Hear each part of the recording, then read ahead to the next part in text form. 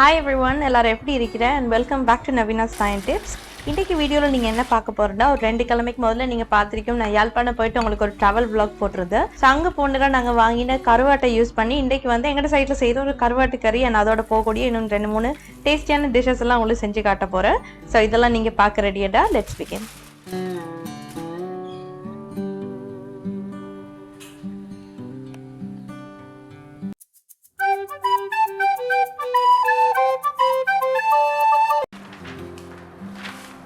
இன்றைக்கு இந்த கருவாட்டு கறிக்கு அதோட இன்னும் நான் செய்ய போகிற 2-3 டிஷ்ஷஸ் எல்லாத்துக்குமே சின்ன வெங்காயம் தான் யூஸ் பண்ண போகிறேன். ஏன்னா நான் கொண்டு வந்து நிறைய சின்ன வெங்காயம் இருக்கிறேன். ஆல்ரெடி அந்த வெங்காய கீரை எல்லாம் வளர தொடங்கிட்டபடியால் நான் முடிஞ்ச அளவுக்கு இனிமேல் செய்ய போகிற எல்லா சாப்பாட்டுக்குமே கொஞ்சம் கொஞ்சம் சின்ன வெங்காயம் எடுக்கணும். இல்லாட்டி அதெல்லாம் வந்து டக்குன்னு ஸ்பாயில் ஆகிடும். அண்ட் சின்ன வெங்காயத்தை பொறுத்த வரைக்கும் நீங்கள் கொஞ்சம் பரத்தி வச்சு அப்படின்னா கொஞ்சம் கூட நாள் யூஸ் பண்ணிடும். நான் கொண்டு வந்த நாள்லேருந்து அப்படி ஒரு டீப் கண்டெய்னரில் போட்டு வச்சபடியால் தான் அது வந்து டக்குன்னு வளர தொடங்கிட்டேன்.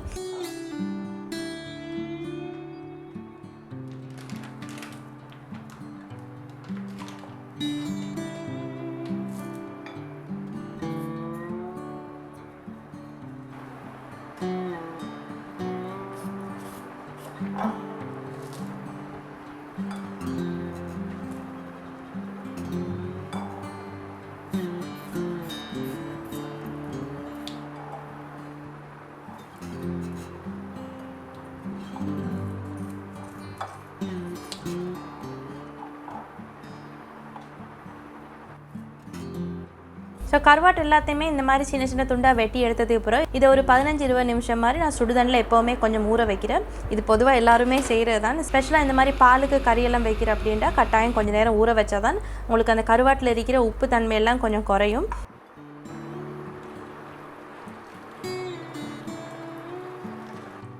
இப்போ இந்த கருவாடு சுடுதண்ணில் ஊறுற இந்த டைமில் நான் என்ன செய்ய போகிறேன்னா பருப்பு சுண்டலுக்கு தேவையான பருப்பையும் வந்து வேக வைக்க போகிறேன்.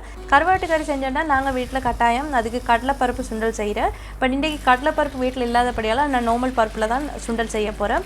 அண்ட் கடலைப்பருப்பில் சுண்டல் செய்கிறேன்டா அதை கட்டாயம் வந்து நாங்கள் கொஞ்சம் ஊற வச்சுட்டு தான் செய்யணும். ஏன்னா அது கொஞ்சம் வேகிறதுக்கு கொஞ்சம் டைம் எடுக்குமென்றதால. பட் சாதாரண பருப்பை பொறுத்த வரைக்கும் எங்களுக்கு பிரச்சனை இல்லை. நினச்ச உடனே கறியோ சுண்டலோ வந்து செஞ்சு கொள்ளையிலும்.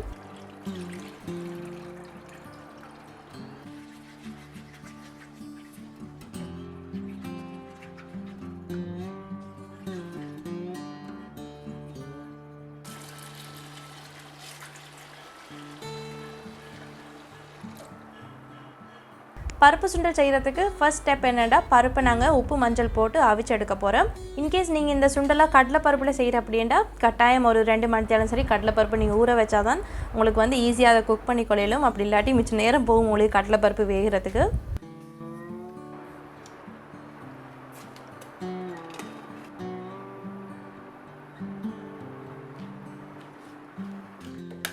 என்னோடய பருப்பு சுண்டலுக்கு பருப்பு வேகிற இந்த டைமில் நான் கருவாட்டு கறிக்கு தேவையான வெங்காயம், தக்காளி, பச்சை கொச்சிக்காய், கருவேப்பிலை அதெல்லாத்தையுமே வந்து ரெடி பண்ணி வைக்க போகிறேன்.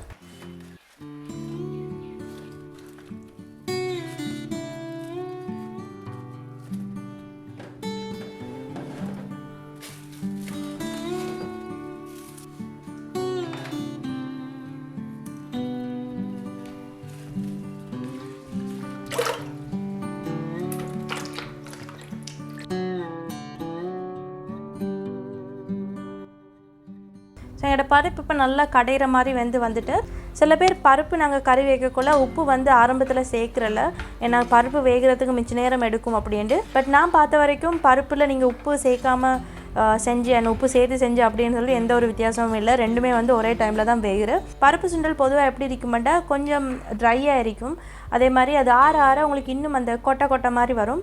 பட் எனக்கு வந்து பருப்பு சுண்டல் எனக்கு இல்லை வீட்டில் எல்லாருக்குமே வந்து பருப்பு சுண்டல் கொஞ்சம் அந்த பேஸ்ட் மாதிரி இருந்தால் விருப்பம்.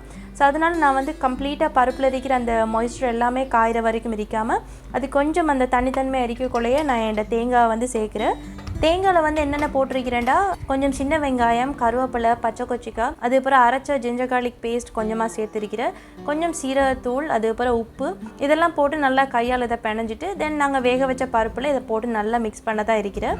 முந்தையெல்லாம் உரலெல்லாம் போட்டு நல்லா இடித்து அதுக்கப்புறம் தான் சேர்க்குறேன். அது இந்த வெங்காயம், பச்சை கொச்சிக்காய், கருவேப்பிலை இதெல்லாம் அந்த தேங்காயோட நல்லா இடிப்படக்குள்ள இன்னும் வந்து உங்களுக்கு நல்ல வாசமாக இருக்கும். பட் இப்போ வந்து உண்மையிலே சொல்லப்போனால் நான் உரலெல்லாம் இடிக்கிறல, கையால் இந்த மாதிரி பிணைஞ்சி கொஞ்சம் லேசி வேலை பார்க்குறேன். பட் நீங்கள் வந்து உங்களுக்கு இன்னும் நல்லா இருக்கணும், கொஞ்சம் டைம் எடுக்கிறது ஓகே, உரலெல்லாம் கழுவுறது பிரச்சனை இல்லை அப்படின்னா உரல்லே வந்து போட்டு இடித்து உங்களுக்கு சேர்த்துக்கொள்ளையிலும். அது வந்து இன்னும் நல்லா டேஸ்ட்டாக இருக்கும்.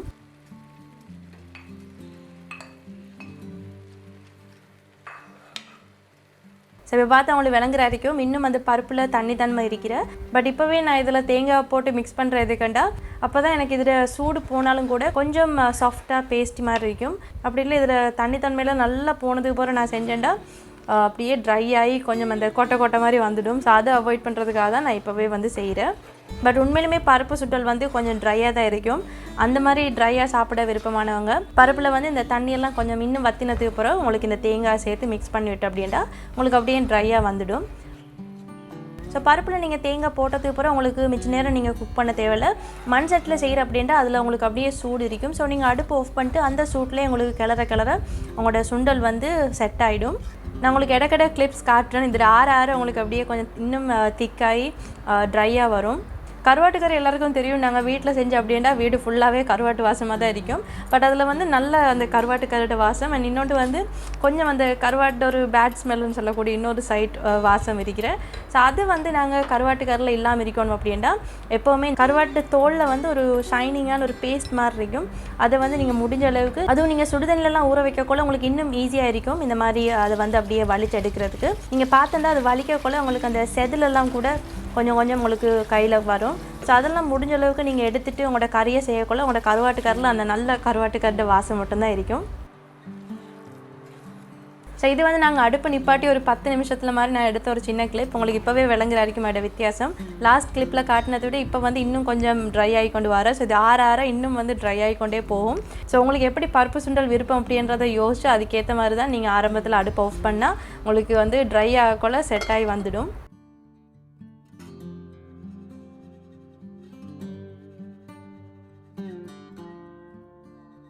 ஸோ கருவாட்டில் இருக்கிற அந்த ஷைனிங்கான தோலெல்லாம் நல்லா வலிச்சு கழுவினதுக்கு அப்புறம் இன்னும் வந்து 4-5 தண்ணிக்கு கருவாட்டை நான் கழுவி எடுத்து இப்போ இதில் ஆல்மோஸ்ட் கருவாட்டை சைஸுக்கே மாதிரி நான் உருளைக்கிழங்கு வெட்டி எடுத்திருக்கிறேன். அதையும் போட்டுட்டு சின்ன வெங்காயம், அஃப்கோர்ஸ் இன்றைக்கு எல்லாமே வந்து சின்ன வெங்காயத்தில் தான் செய்கிறேன். அதே போல் எங்கள்கிட்ட கருவாட்டு கறியில் என்ன போட்டிருக்கிறேன்டா பச்சை கொச்சிக்காய், கறி கொச்சிக்காய், கருவேப்பிலை, தக்காளி அண்ட் ஸ்பைசஸை பொறுத்த வரைக்கும் கொஞ்சம் கொச்சிக்கத்தூள், கொத்தமல்லித்தூள் கொஞ்சம் கூட, கொச்சிக்கத்தூளை விட கொஞ்சம் கூடவா, அது பிறகு சீரகம், மஞ்சள், வெந்தயம் அண்ட் கொஞ்சமாக கடைசியாக எண்ணெய் எடுத்திருக்கிறேன். நீங்கள் நோட்டீஸ் பண்ணியிருக்கோம் நான் இன்னும் உப்பு சேர்க்கல, ஏன்னா கருவாட்டில் ஆல்ரெடி உப்பு இருக்கிறபடியால் இப்போவே நாங்கள் உப்பு சேர்க்க தேவையில்லை. ஸோ இதை வந்து லோ ஃப்ளேமில் அடுப்பில் வச்சு இந்த ஸ்பைசஸ், தக்காளி அதெல்லாம் வந்து நான் கொஞ்சம் வதக்கி எடுத்துக்கலாம்.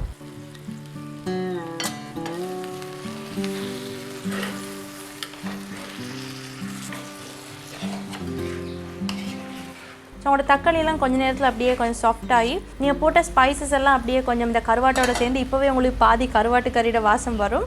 இந்த ஸ்டேஜில் நாங்கள் என்ன செய்ய போகிறோம்னா இதில் தண்ணி பால் ஊற்றி இதை நல்லா வேக வைக்க போகிறேன். சில பேர் இந்த வீடியோ காமெண்ட்ஸில் கேட்டிருக்கிற தண்ணி பாலண்டா என்னான்னு. நாங்கள் முதல்ல தேங்காயில் தண்ணி ஊற்றி எடுக்கிற திக்கான பால் போகிற 2வது தடவை தண்ணி ஊற்றி எடுக்கிற பால் தான் தண்ணி பால். ஸோ அந்த பாலை தான் எடுத்து நான் இந்த கறியை வேக வச்சிருக்கிறேன். ஸோ இனிமேல் வந்து தண்ணி பால் அப்படின்னா இந்த பால் தான். அண்ட் தலைப்பால்ன்றது வந்து நாங்கள் ஃபஸ்ட்டுக்கு எடுக்கிற அந்த திக்கான பால் தான் தலைப்பால். ஸோ இனிமேல் வந்து வீடியோஸில் எக்ஸ்பிளைன் பண்ண தேவையில்லை, தண்ணிப்பால் தலைப்பால் ரெண்டும் வந்து உங்களுக்கு தெரிஞ்சிருக்கும். ஸோ ஆல்மோஸ்ட் எங்களோட கருவாடு கிழங்கு எல்லாமே மூடி படுற அளவுக்கு நீங்கள் பால் எடுத்துக்கொள்ளுங்க. உங்கள்கிட்ட அது ஃபுல்லாகிற வரைக்கும் பால் இல்லை அப்படின்னா நீங்கள் பால் சேர்த்துட்டு அதுக்கப்புறம் மிச்சம் வந்து தண்ணியாக எடுத்துக்கொள்ளலும். கருவாடு வேகிற டைமில் நான் என்னோட அரிசியும் வைக்க போகிறேன். அரிசி வந்து என்னோட ஃபேவரட் கீரி சம்பா. இதை வந்து சாப்பிட்றதுக்கு எவ்வளோ நாள் நான் வெயிட் பண்ணிக்கிறேன் வரேன் இருக்கோல. இப்போ டெய்லி கீரி சம்பா தான்.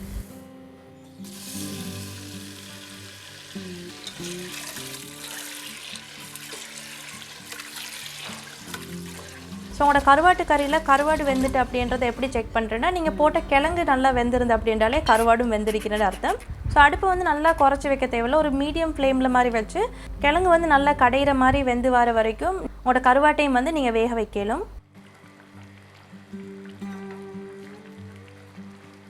இப்போ பார்த்தா எனக்கு கிழங்கெல்லாம் இன்னும் ஹார்டாக தான் இருக்கிற, கம்ப்ளீட்டாக வேகலை. ஸோ மூடி அகெயின் இதை வேக வைக்கிறேன்.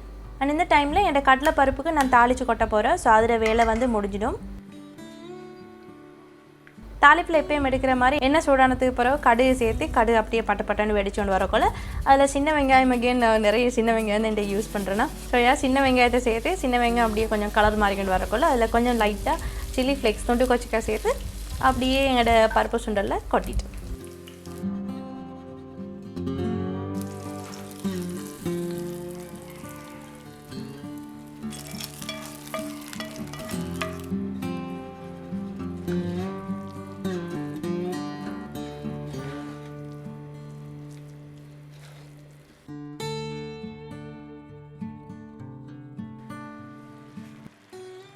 இப்போ பார்த்தா எங்களோட கருவாட்டு கறியில் கிழங்கு நல்லா வெந்து வந்துட்டு. ஸோ அதாவது எங்களோட கருவாடும் வெந்திருக்கிறேன்னு அர்த்தம். இப்போ என்ன செய்ய போகிறோன்னா எங்களோட கருவாட்டு கறியை ஒரு திக்கான ஆணமோடு இருக்கிற கருவாட்டு கறியை மாற்றுறதுக்கு நாங்கள் போட்ட கிழங்குல ஒரு காவாசி கிழங்கு மாதிரி ஸோ ஒரு 4-5 துண்டு கிழங்கு என்ன செய்ய போகிறோம்டா அப்படியே கடைஞ்சி விட போகிறோம். நிறைய பேர் நினைக்கிறேன் என்னென்னா கருவாட்டு கறி செஞ்சுட்டா எப்போவுமே ஆணம் தண்ணி மாதிரி தான் இருக்கும் அப்படின்ட்டு. இல்லவே இல்லை. இந்த மாதிரி நீங்கள் கிழங்கிட்ட அந்த ஸ்டார்ச்சை யூஸ் பண்ணி உங்களோட கறியை வந்து திக்காய் கொலையிலும். ஸோ எப்போவுமே உங்களோட கருவாட்டு கறியில் கொஞ்சம் கூடவாக கிழங்கு போட்டு செய்யுங்க. ஸோ உங்களுக்கு விருப்பமான அளவு நல்லா திக்கான கறிக்கும் கிழங்கு வந்து நல்லா கடைஞ்சி விடணும். அதே மாதிரி உங்களுக்கு சாப்பிட்றதுக்கும் கிழங்கு வந்து இருக்கும். கருவாட்டு கறிக்கு கொஞ்சம் கூடவாக தக்காளி சேர்க்குறதும் அண்ட் கறி கொச்சிக்காய் சேர்க்குறதும் வந்து உங்களுக்கு கறியை இன்னும் நல்லா டேஸ்ட்டாக வந்து தரும். ஸோ கட்டாயம் வந்து கொஞ்சம் கூட தக்காளி அண்ட் கறி கொச்சிக்காய் சேர்த்தே செஞ்சு கொள்ளுங்க.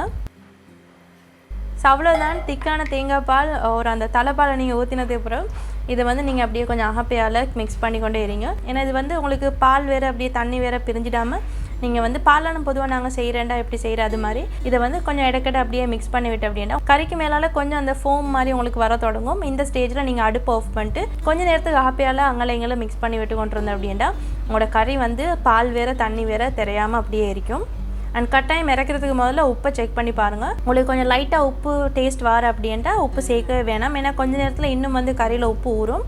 உப்பு வந்து இல்லவே இல்லை அப்படின்னா இந்த ஸ்டேஜில் கொஞ்சமாக நீங்கள் உப்பு சேர்த்துக்கொள்ளலும். ஸோ அவ்வளோதான். நாங்கள் கிழங்கு கருவாடெல்லாம் போட்டு அந்த பாலுக்கு வைக்கிற கறி வந்து ரெடி. அண்ட் கருவாட்டு கறியில் கடைசியாக கொஞ்சமாக லெமன் ஜூஸ் விட்டேன்டா இன்னும் நல்லா இருக்கும். பட் கறி வந்து உங்களுக்கு சூடு கம்ப்ளீட்டாக இறங்கினதுக்கு பிறகு தான் நீங்கள் போடணும். அப்படி இல்லாட்டி உங்களோட பால் வேறு தண்ணி வேறு பிரிஞ்சிடும். ஸோ அதனால் இப்போவே வந்து தெசிக்க புளி சேர்க்க வேணாம். ஸோ பருப்பு சுண்டலும் ரெடி, கருவாட்டு கறியும் ரெடி. அண்ட் இதோட போகக்கூடிய இன்னும் 2-3 டேஸ்டியான ஐட்டம்ஸ் எல்லாம் இருக்கிற அதெல்லாம் வந்து ரெடி பண்ணிவிடும். கடுகு தாளித்த பேன்லேயே வந்து மோர் கொச்சிக்காவே நான் பொரிச்சு எடுத்துட்டேன். அடுத்தது வந்து இன்றைக்கி பகல் சாப்பாட்டுக்கு ஒரு புளி சம்பல் செய்ய போகிறேன். இதுக்கு வந்து சின்ன வெங்காயம் இன்றைக்கி எல்லாமே சின்ன வெங்காயத்தில் தான் இருக்கிறேன். சின்ன வெங்காயம் அது பிறகு பச்சை கொச்சிக்காய் கொஞ்சம் வெட்டி எடுத்திருக்கிறேன். அண்ட் திக்கான பால், இது வந்து புளி வடுப்புளி அது எடுத்திருக்கிறேன். அண்ட் கடைசியாக உப்பு. இப்போ காட்டின எல்லாத்தையுமே ஒன்றுக்கு போட்டு நல்லா பிணைஞ்சு அப்படின்ட்டா ஒரு டேஸ்டான புளி சம்பல் ரெடி.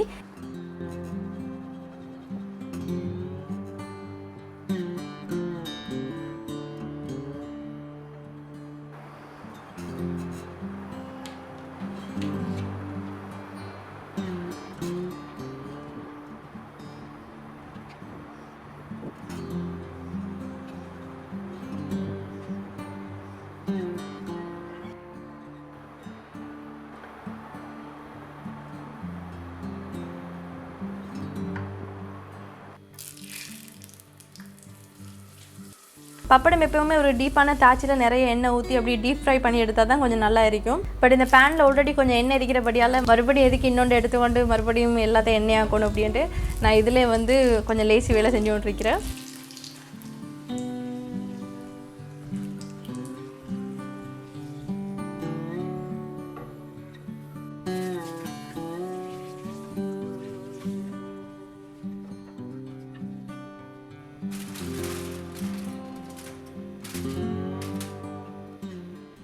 இப்போ நான் ஒரு கோழிக்கறி வைக்கிறேன் அப்படின்ட்டா ஒரு 700-800 கிராம் கோழிக்கறிக்கு வந்து நான் ஒரு 2 டீஸ்பூன் அளவு கொத்தமல்லி தூள் அண்ட் கொச்சிக்காய் தூள் ரெண்டுமே வந்து ஈக்குவலான அளவில் வந்து நான் எடுத்துக்கொள்கிறேன். பட் இந்த கறியில் வந்து எங்களுக்கு அந்த அளவுக்கு ஸ்பைசஸ் சேர்க்க தேவையில்ல. நான் கொச்சிக்காய் தூள் வந்து லைட்டாக அந்த கொஞ்சம் பாப் கலரோடு கொடுக்கறதுக்காக ஒரு 1/4 டீஸ்பூன் மாதிரி தான் எடுத்திருக்கிறேன். அண்ட் அடுத்தது கொத்தமல்லி தூள் 1 டீஸ்பூன் அண்ட் மஞ்சள் எல்லாருக்குமே தெரியும் கொஞ்சமாக எடுத்துக்கொள்ளலும். அண்ட் இந்த கருவாட்டு கறியில் சீரகம் வந்து கட்டாயமாக சேர்க்கணும். சீரகம் நான் மிச்சம் எடுக்கல, ஒரு 1/4 டீஸ்பூனை விட கொஞ்சம் கூடவாக எடுத்திருக்கிறேன். ஸோ இந்த மாதிரி தான் நிறைய ஸ்பைசஸ் போட்டு அப்படின்ட்டா அவங்களோட கருவாட்டு கறி அந்தளவுக்கு டேஸ்ட்டாக இருக்காது. ஸோ எப்போவுமே கருவாட்டு கறிக்கு வந்து கொஞ்சமாக ஸ்பைசஸ் போட்டு அப்படின்ட்டா கறி சும்மா சட்டப்படி இருக்கும்.